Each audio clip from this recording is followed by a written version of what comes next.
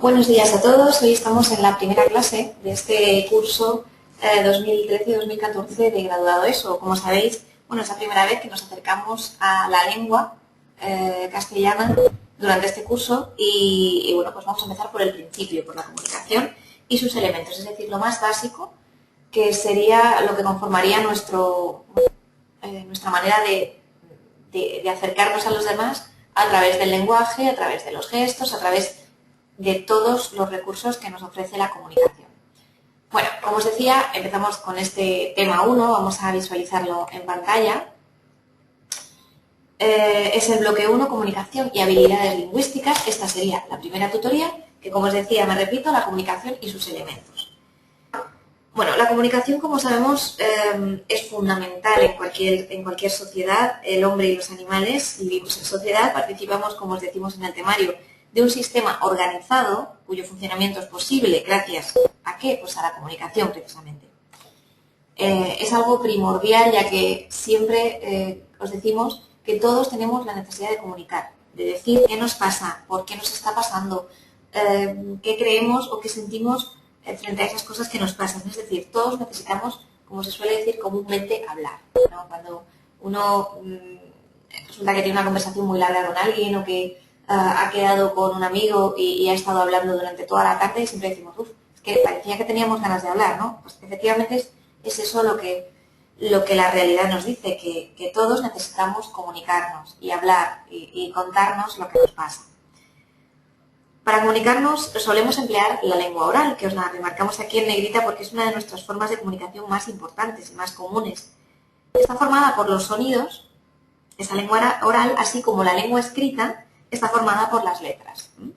El hombre se comunica también mediante gestos, sonidos, silbidos, lengua de signos, es decir, hay múltiples códigos que tienen una base lingüística o no. Son lingüísticos o no tienen ningún signo lingüístico. Precisamente del código es de lo que vamos a hablar ahora. Es decir, un código es un conjunto de signos, un conjunto de palabras, de gestos, de dibujos, que tienen una serie de normas para combinarse y que a través de esas combinaciones se va construyendo y se va formando el mensaje. Es decir, como os decimos aquí en el ejemplo, si alguien te habla en una lengua que no conoces, como es el moldavo, para los que no conocéis esa lengua, como yo, pues claro, no vas a comprender qué te está diciendo, porque efectivamente es una lengua, tiene unas normas, pero si el receptor no conoce esa lengua ni esas normas, pues no va a poder continuar con la comunicación, ¿vale? Os dejamos aquí ese esquema en el que el mensaje es el centro de todo, porque evidentemente el mensaje parte del emisor, llega hasta el receptor, lo rodea a todo ello, mensaje, receptor y emisor, un contexto, es decir, una situación comunicativa, y ese mensaje llega formalizado en un código a través de un canal. Bueno, vamos a explicar un poquito todo esto que vemos, aunque forma parte de la página, os la digo, ¿vale? Para que estemos todos siguiéndonos. Estaríamos en la página 16 de este primer tema, en el epígrafe 1.3, elementos de la comunicación, ¿vale? Aquí veríamos esos formantes, esos agentes de la comunicación, de ese proceso, como os digo, por el cual una persona denominada emisor transmite un mensaje a otra, que se llamará receptor, y lo hará a través de un canal o medio de comunicación, ¿vale? Los medios de comunicación comúnmente los conocemos porque son los medios audiovisuales de comunicación, pero aquí cuando hablamos de medio nos referimos al medio como al medio físico, es decir, al aire, a las ondas hertzianas en caso de la radio, en fin, a la imagen en el caso de la televisión, ¿vale? Nos referimos al medio físico por el que va el mensaje. Bueno, la definición de comunicación podría ser esta o podría ser la que os ponemos en pantalla. La comunicación es el proceso mediante el cual se puede transmitir información de una entidad, de una persona, de un agente a otro, ¿vale? Los procesos de comunicación serán esas interacciones, esas relaciones que están regidas o mediadas por signos en los que tiene que haber al menos dos agentes, dos personas, dos elementos que compartan un mismo código lingüístico. De ahí el ejemplo de la lengua moldava que os ponía antes. Si no conocemos ese código, aunque se den el resto de elementos de la comunicación, no vamos a poder seguir ese mensaje que nos están ofreciendo. Bueno, vamos a verlos un poquito en detalle cada uno de ellos. El emisor es quien construye y quien transmite la información, es decir, el mensaje, ¿vale? Elige y selecciona los signos que le convencen según la persona que tenga enfrente y según la situación comunicativa. Es decir, eso lo veremos luego, los tipos de comunicación oculta, formal, etcétera, pero vamos a avanzarlos aquí un poquito.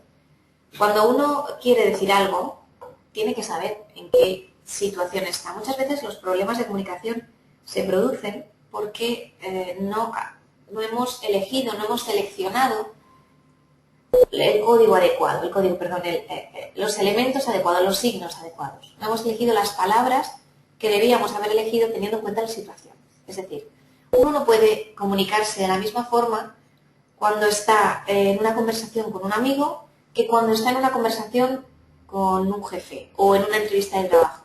Es decir, cuando estamos en una petición a un organismo público, no podemos hacer el mismo tipo de comunicación, no podemos decir las mismas cosas ni con las mismas palabras, para que me entendáis. Ese es comúnmente el error de muchos de nosotros, yo también me incluyo, a la hora de comunicarnos. Aunque nos pongamos nerviosos, aunque nos lleve a lo mejor el enfado, aunque tengamos problemas de tipo, en este caso, como os digo, de nervios, o de que no estamos de acuerdo y entonces nos exaltamos, lo que hacemos comúnmente se dice perder las formas. Esto no es más que no saber cómo decir las cosas. Por eso, a lo mejor, cuando estamos delante de nuestro jefe y queremos explicarle una serie de cosas, perdemos esas normas, dejamos de un lado las normas de la comunicación formal, ¿no? Y nos rebajamos al lenguaje coloquial y entonces esa comunicación ya no se produce correctamente. O al contrario, si estamos con un amigo y estamos hablando de una manera más formal de la que nuestro amigo espera de nosotros, porque comúnmente no hablamos así, claro, nos va a decir, bueno, ¿qué pasa? Porque estás tenso, ya has salido del trabajo. O sea, quiero deciros que entendáis que la situación comunicativa y el contexto son muy importantes para el emisor a la hora de lanzar un mensaje. El receptor, pues igualmente, es la persona interesada en ese mensaje, es la persona que lo está recibiendo. Puede ser una persona, un grupo de personas, igual que el emisor. Bueno, puede ser, pues eso, hasta una máquina, como dice aquí, porque claro, tú puedes encender una máquina que recibe un mensaje de encendido para ponerse en funcionamiento, por ejemplo, una cafetera, ¿no?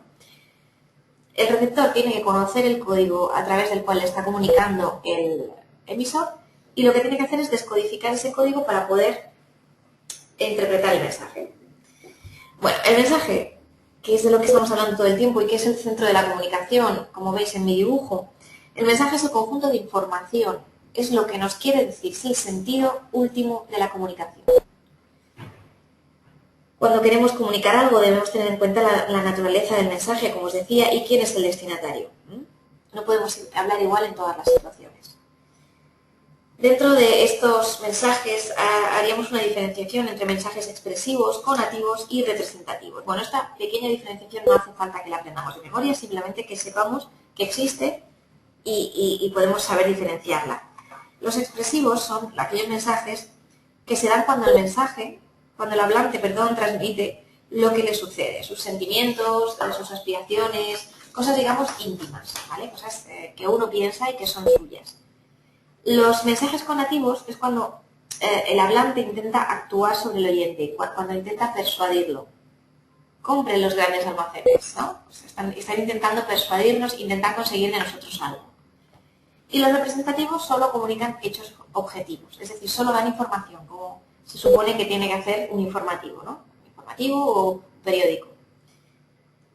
Bueno, pues aquí tenemos esos tipos de oraciones y luego vemos los mensajes unilaterales y bilaterales, que no son más que, como su nombre indica, aquellos en los que, en primer lugar, unilaterales, el emisor no recibe respuesta inmediata, y los bilaterales es aquellos en los que emisor y receptor van cambiando sus papeles. Uno dice, el otro responde y así.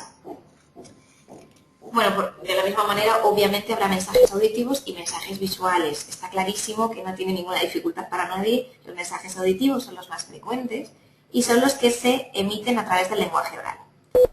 Los visuales son también muy frecuentes y son los que combinan la escritura, emplean imágenes, en fin, nos dan más información aparte de la meramente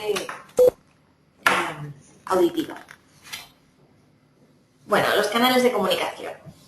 Para que el mensaje sea transportado del emisor al receptor, tiene que haber un canal que lo lleve. Imaginaos una barca que lleva una serie de alimentos, ¿no? Pues igual, el canal tiene que soportar un mensaje. Ese canal puede ser sonoro, si se recibe por vía auditiva, o visual. Existen tantos canales como sentidos, o sea, ya sabéis, a través del tacto, del olfato, de los movimientos corporales. Por ejemplo, como os decimos aquí, un abrazo a alguien para consolarle podría ser un signo táctil. El perfume, dicen que también es una manera de comunicar y puede transmitirnos un mensaje. ¿Vale? Por ejemplo, en la comunicación animal, los olores guían a los animales a comportarse de una forma o de otra. Bueno, el código. El código es el conjunto limitado y extenso de signos que se combinan mediante reglas para codificar el mensaje. ¿Vale? El código es lo que conforma el mensaje. Son todas esas letras, todos esos signos que van uniéndose y van conformando un mensaje. Una oración es un conjunto de palabras que a su vez son letras combinadas, en fin. El código son todas esas piezas que forman parte de nuestro mensaje. Por último vemos la situación o contexto, que no es más que las circunstancias que abrazan o que rodean un hecho de comunicación. Se suele llamar situación, contexto situacional, como queráis. El caso es que sepamos cuáles son esos elementos, sepamos poner un ejemplo de una situación comunicativa y destacar cada uno de esos agentes dentro de esa comunicación. Bien, como no hay dudas y no hay, creo que mucha dificultad en este aspecto, vamos a pasar al siguiente. Aquí, bueno, no me quiero dejar sin mirar la página 21 en la que vemos los factores que influyen en los elementos comunicativos. Existen una serie de factores que, bueno, pues que tienen cierta influencia sobre la emisión del mensaje. A veces para bien y a veces para mal. Por ejemplo, el conocimiento mutuo de las personas que se comunican. Se supone que va a mejorar la comunicación. Bueno, puede ser o no, porque si esas personas están hablando y están intentando resolver un problema porque ha habido, no sé, una situación de conflicto, pues la comunicación va a ser tensa, ¿vale? Si esas personas se conocen y lo que hacen es mantener una conversación en la que están de acuerdo y están hablando sobre un tema que a los dos les parece, bueno, agradable y demás, esa comunicación efectivamente va a verse beneficiada por el hecho de que se conozcan. El incorrecto conocimiento del código sería otro elemento. Claro, entorpecería la comunicación. Si uno no domina la lengua en la que se está hablando, pues difícilmente va a poder comprender el mensaje. El ruido. El ruido es otro elemento que va a distorsionar, casi siempre para mal, la comunicación. Va a afectar al canal auditivo y por eso nos va a entorpecer a lo largo de esa interacción. El contexto o la situación va a hacer variar el mensaje, claro, se considera un factor muy complejo, muy, digamos que entraña muchos matices. El mismo mensaje en dos situaciones diferentes va a cambiar completamente de sentido. El lenguaje gestual, que veremos más tarde, es también muy importante, es muy significativo a la hora de interpretar los mensajes. Los gestos son muy variados, las actitudes, las entonaciones incluso que le damos a los mensajes.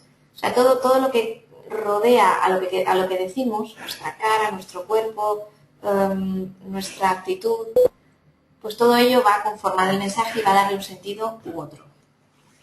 Bien, vamos a la siguiente diapositiva, que nos habla de lengua, norma y habla. Retrocedemos en nuestro temario y volvemos al principio prácticamente, a la página 11, donde nos hablan de lengua, norma y habla. Es necesario comentar la diferencia que existe entre estos conceptos, ¿no? Simplemente tenemos que saber de un vistazo rápido a qué nos estamos refiriendo. Por eso os dejo aquí un esquema. Yo creo que la diferencia es muy básica. A priori, el lenguaje no sé, si os pregunto mañana en el examen, ¿qué es el lenguaje? Si no hubieras estudiado, ¿qué dirías? ¿Qué se te vendría a la cabeza? Piénsalo durante unos segundos. Bueno, el lenguaje es la facultad, es la capacidad de las personas para comunicarse, para expresarse. es lo que os decimos aquí. ¿De acuerdo? La lengua. La lengua, por el contrario, es un sistema de signos, es decir, la lengua española, podríamos decir. El lenguaje es la capacidad, la lengua es el código que vamos a utilizar. Los ejemplos que tenemos nos dan la clave, el inglés, el castellano, el portugués, el francés, ¿vale? Eso sería la lengua. Por otro lado, vamos a hablar de la norma, aunque no está en este esquema, pero la norma la tenemos en nuestro libro, que es el conjunto de reglas que determinan y garantizan el empleo correcto de la lengua. No la he puesto aquí porque creo que es más importante que diferenciemos lenguaje, lengua y habla, porque la norma se diferencia por sí sola. La norma, como bien dice su nombre, es el conjunto de normas o de reglas que determinan y garantizan el empleo de la lengua. Bien, el habla, diferente a lenguaje, diferente a lengua y diferente a norma. El habla es el uso particular de cada individuo, o sea, el uso de cada persona, la manera de hablar de cada persona, esa es la lengua. Por ejemplo, en Perú, ese es el habla, perdón. En Perú, por ejemplo, usamos la lengua española, pero no todos la emplean exactamente igual. A eso le llamas habla. En castellano, igualmente, por ejemplo, no es el mismo habla el que tiene una persona que vive en Madrid que el que tiene una persona que vive en Andalucía. Y es la misma exactamente lengua. Hay diferencias dialectales que provocan que su habla sea diferente entre sí. De la misma manera, incluso en personas de la misma ciudad hay diferencias en el habla, porque uno tenga un nivel cultural diferente al otro y por lo tanto las palabras que va a emplear van a ser diferentes, las construcciones oracionales van a ser más complejas o menos en función, por ejemplo, de esa capacidad y de esa habilidad que viene determinada por la cultura. Bueno, el lenguaje, repetimos, la facultad, la capacidad para hablar, la lengua, el sistema de signos organizados, como el de la lengua española, que a su vez tiene una serie de normas, ¿vale? Y el habla, que es el uso particular o individual de cada persona, ¿vale? Bien, vamos a ver el siguiente punto, porque vamos a ir avanzando, que este tema tiene muchísimo contenido y tenemos que aprenderlo muy bien porque es la base de nuestro estudio. Los signos. Bueno, cuando llegamos a los signos, muchos me decís, yo es que me hago un lío con los naturales, los artificiales, no sé cuándo tengo que aplicar uno, no sé cuándo identifico el otro, en fin. Vamos a simplificar un poquito las cosas. Lo primero de lo que vamos a hablar es de lo que viene en la página 15, que es el signo lingüístico. ¿Vale? El signo lingüístico está compuesto por significado y significante. Entendamos, por supuesto, por signo, el elemento que representa la realidad en nuestra mente, es decir, el signo es todo aquello que sirve para transmitir una información, una mirada, una palabra, un gesto, un sonido, una luz, ¿no? Vamos a poner ejemplos de cada uno. Por ejemplo, un gesto sería un signo. Un gesto, decir que no con la cabeza sería un signo que estaría dando una información de negatividad, ¿no? De no puedes hacer eso porque te estoy diciendo que no. Vale. Por ejemplo, una mirada podría ser un signo porque igualmente gestual, porque podríamos indicar lo que tiene que hacer, qué elemento o qué aparato tengo que utilizar. Y tú miras hacia ese aparato, esa persona entiende que tiene que coger ese, ¿no?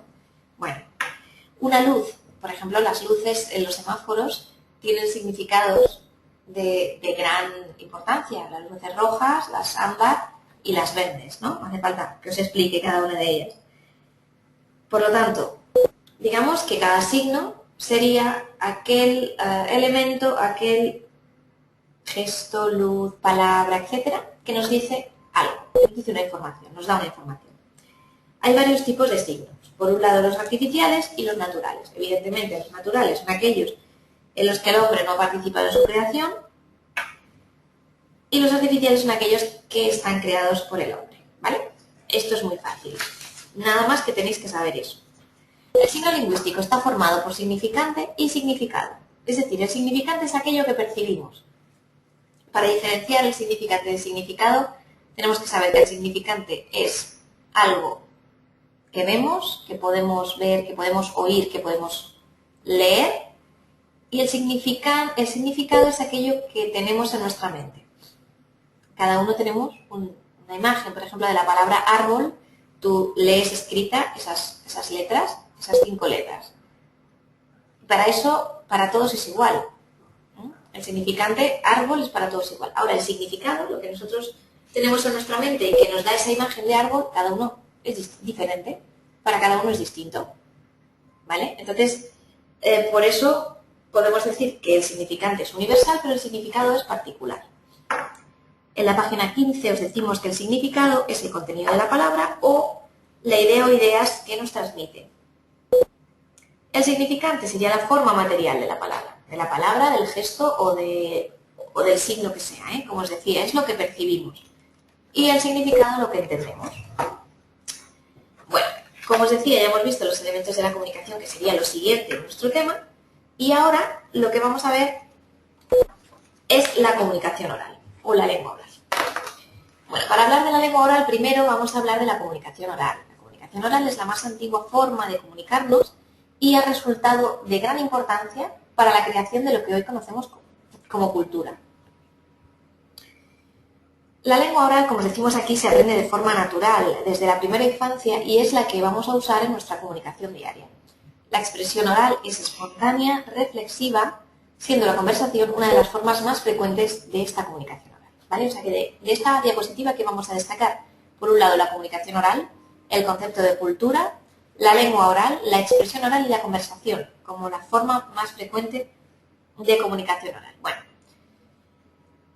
en la expresión oral se reflejan variedades lingüísticas que son de tipo geográfico, social, estilístico y que tienen que ver con la procedencia y la cultura de quien está hablando y de quien está escuchando. Es decir, como os decía, no es lo mismo una persona que vive en Madrid que una que vive en Cataluña, que una que vive en Andalucía. Tampoco se comunicará igual una persona que tenga un nivel cultural medio-bajo que una que tenga un nivel cultural muy alto. Además, tampoco tendrá un lenguaje igual aquel que se dedica a una tarea pues, de estudio de la lengua, como pueda ser un profesor, que aquel que se dedique, por ejemplo, a la medicina, ¿no? Manejarán jergas, manejarán conceptos muy diferentes y, por lo tanto, tendrán conversaciones muy diferentes. Vamos a ver el siguiente punto, que serían las diversas formas de la comunicación oral, que son las que os dejo aquí. Bueno, debemos conocerlas porque son muy sencillitas y porque pueden preguntarse en el examen, precisamente por eso, porque son cosas muy sencillas y de utilidad, para que sepamos si lo vimos en las noticias o si tenemos que participar en una de ellas, que sepamos cómo hacerlo.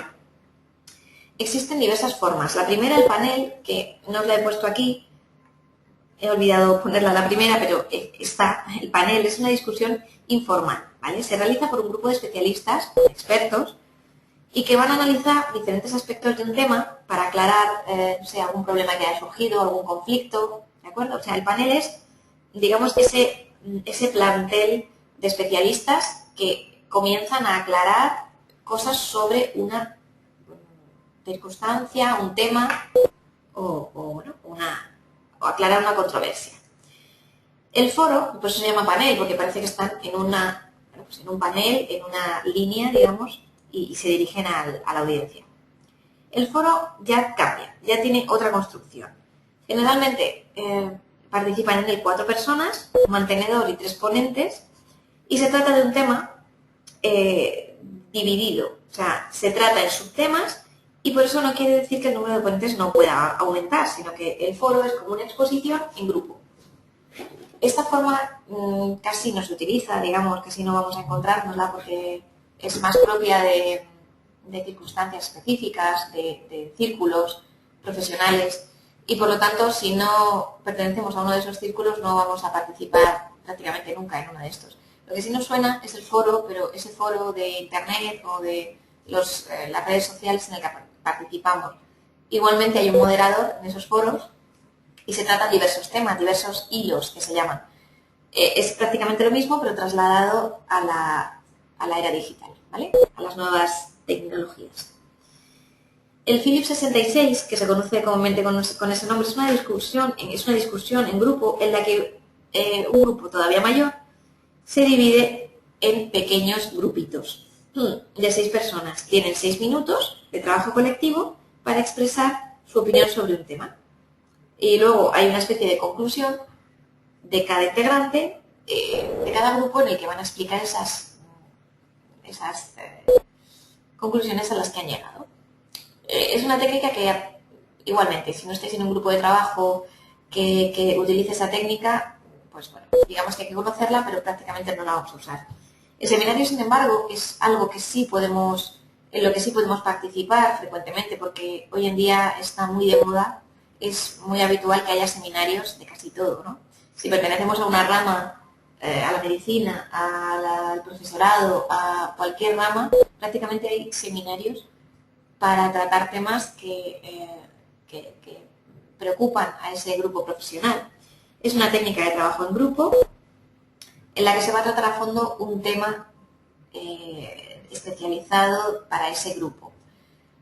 Normalmente habrá varios ponentes y el seminario se compondrá de una exposición oral acompañada de diapositivas, de un apoyo visual, y que después dejará un tiempo para formular preguntas y despejar dudas sobre lo que se ha tratado. La mesa redonda, por último, será la reunión de varias personas y, como su nombre indica, en una mesa, que no tiene por qué ser redonda, pero sí que se tratará un tema predeterminado y ya preparado, que el moderador irá, irá midiendo el ritmo de esa comunicación, irá dando paso a los diferentes participantes y, en fin, se irá tratando el tema pues de una forma relajada, y lo que quieren es precisamente eso, atraer la atención, tratar un tema interesante y que relajadamente se pueda hablar sobre él. Bueno, pues vamos a tratar ya nuestros últimos partes del tema: lenguaje coloquial, vulgar, formal y jerga. Esto es muy sencillo, de verdad que sí. Os he querido dejar aquí esta pirámide porque, digamos que no es que sea mejor ni peor un lenguaje que otro, no vamos a decir que el nivel culto es mejor y más adecuado para todas las circunstancias que la jerga. No, pero digamos que si tenemos que ponerlas en una pirámide y decir cuál se acerca más al nivel culto, a la lengua pura, pues sí que tenemos esta pirámide como resultado.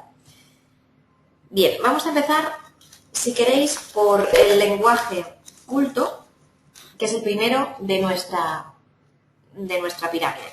Estamos en el punto 243. El lenguaje formal o culto se caracteriza por la utilización de vocablos muy elaborados, elegantes, correctos, adecuados, que aquellos que utilizamos coloquialmente. Es un lenguaje que ya se ha estudiado, por lo que la lectura toma un papel importante en dicho estudio. Lo utilizan personas de un determinado nivel cultural en determinados momentos, es decir, esta riqueza de vocabulario, esta complejidad de las oraciones, este detallismo, ¿no?, en la palabra y en el concepto no se puede utilizar siempre, no se debe utilizar siempre, porque no estamos siempre en la misma situación comunicativa, ¿vale? ¿Veis lo importante de la situación y por qué me he entretenido tanto antes? Bueno, hemos entendido lo que significa el lenguaje culto. Bien, vamos a hablar ahora de la jerga.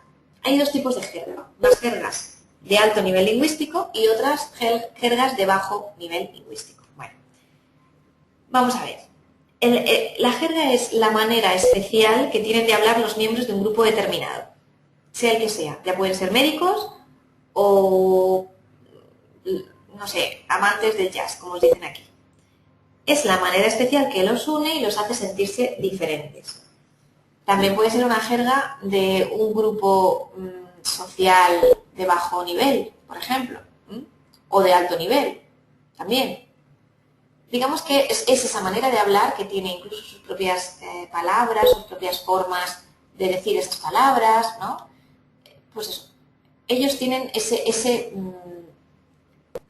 forma de hablar. Como jerga de alto nivel lingüístico tenemos un ejemplo que es el que nos dicen aquí, una jerga de médicos, de gente que tiene esa profesión dentro de la medicina y que utiliza unos términos, unas expresiones, es decir, dentro de ese trabajo, ¿vale? El médico en su trabajo, porque el médico en su casa hablará de otra manera, pero en su trabajo hablará con la jerga de la medicina. Un ejemplo de la jerga de bajo nivel lingüístico, por ejemplo, la jerga en un grupo social como pueden ser los jóvenes. La jerga de los adolescentes pues tiene también una serie de construcciones, una serie de palabras, de forma de pronunciarlas, en fin, de acortamiento de esas palabras, bueno, pues que no siempre corresponde al más alto nivel lingüístico, sino que todo lo contrario, tiene un bajo nivel lingüístico a menudo. Pero igual, esas personas, esos adolescentes hablarán así en grupo, pero después cuando tengan que exponer un trabajo en clase, hablarán de una forma más culta, con lo cual esas jergas son útiles porque así se comunican con los otros jóvenes dentro de su espacio social. Es decir, con esto lo que vengo a decir, y por eso me enrollo, es que ninguna jerga es superior a la otra. El nivel culto sí que más se acerca a la lengua pura, al lenguaje puro, pero ninguna de las otras es despreciable. Todas son útiles para la comunicación, que es lo importante. Bueno, el nivel formal es parecido al nivel culto, el nivel formal o estándar sería el que utilizaríamos en cualquier comunicación de carácter formal. Y después tendríamos el nivel coloquial, que es el que me interesa también, porque es el que más utilizamos.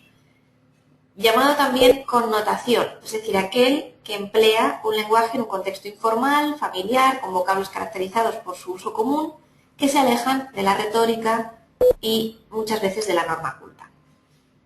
Este es el que utiliza la mayor parte de los hablantes en la mayor parte de su día a día. ¿Vale? Bueno, pues ahí tenemos las características que debéis leer y debéis entender y comprender y estudiar. ¿Vale?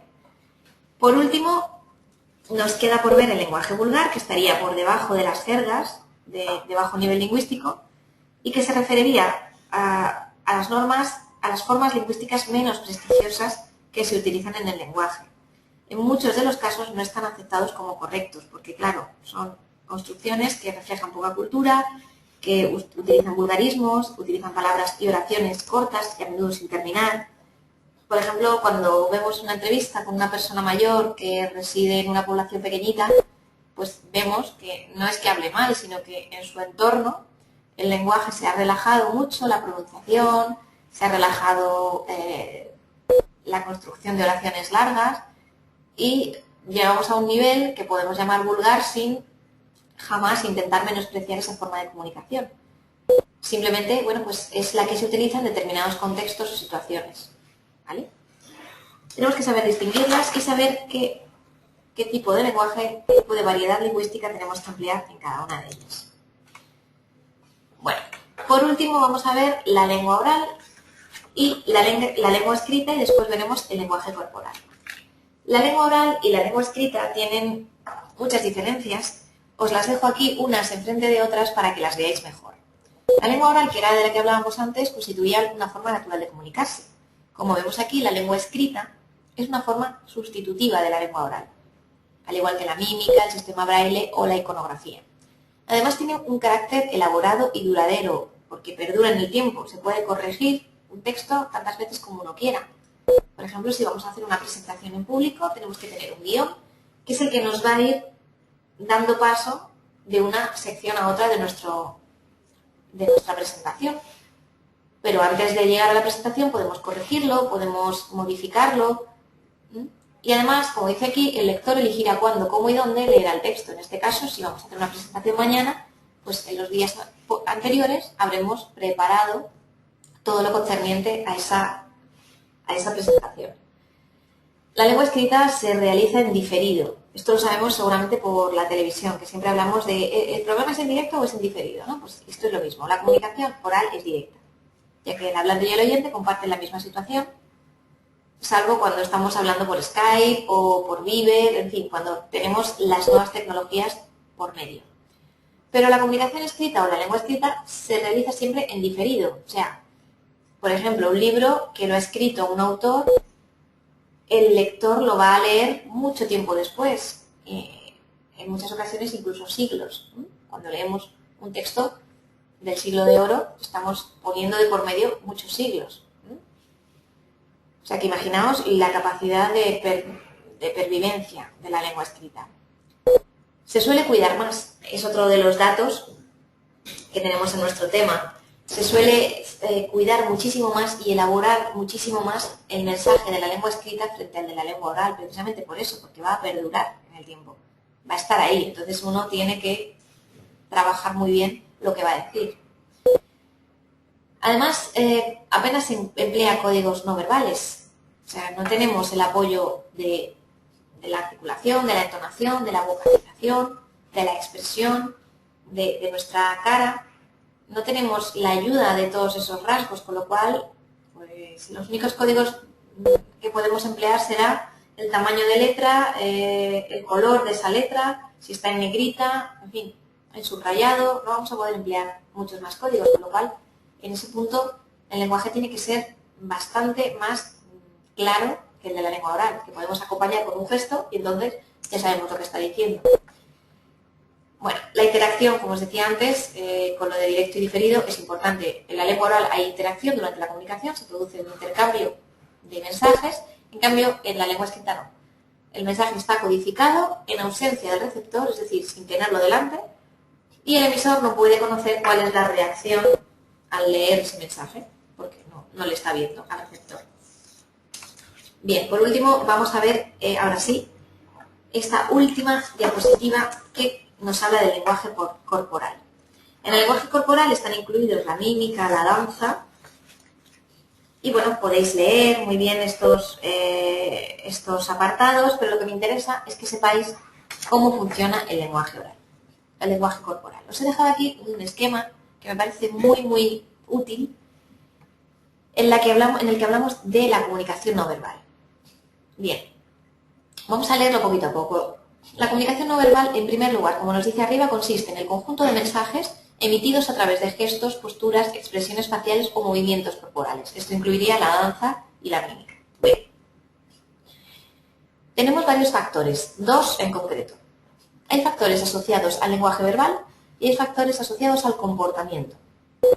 Yo sé que esto, sé que vosotros sabéis que esto no hay que estudiarlo. Es decir, esto simplemente es un tema de curiosidad. Un tema que creo que me parece interesante que sepáis y que para todo el que quiera que se lo explique en 2 minutos, me gustaría que lo supierais porque os puede ayudar en vuestras comunicaciones y en vuestra vida diaria. Bueno, evidentemente tenemos aquí que leernos todo lo que viene en el temario, que son 2 páginas, las de lenguaje corporal, pero yo os digo que al margen de ese temario os planteo esta diapositiva. Bien, como factores asociados al lenguaje verbal tenemos el tono, el ritmo, el volumen, los silencios y el timbre. El tono, cuando hablamos, es el elemento que relaciona sentimientos y expresión con palabras. O sea, es decir, el tono, si lo decimos en un tono cariñoso, si lo decimos en un tono enfadado. El ritmo, la fluidez, la rapidez con la que una persona se expresa, ¿vale? El volumen, la intensidad con la que tenemos que hablar. Los silencios, que serán las pausas que se realizan en la comunicación.